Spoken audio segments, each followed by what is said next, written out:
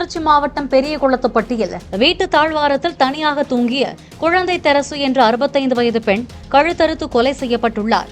அவர் அணிந்திருந்த 3 சவரன் தங்க நகைகள் மாயமாகி இருப்பதால் நகைக்காக நடந்த கொலையா என்ற கோணத்தில் போலீசார் விசாரித்து வருகிறார்கள்.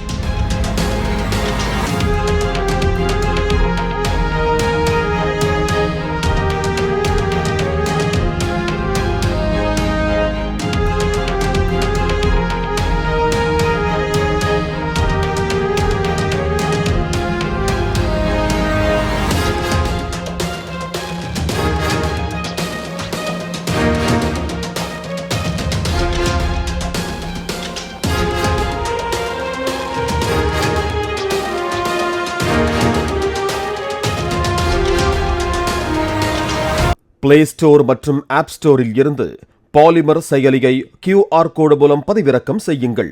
செய்திகளை உடனுக்குடன் பெறுங்கள்.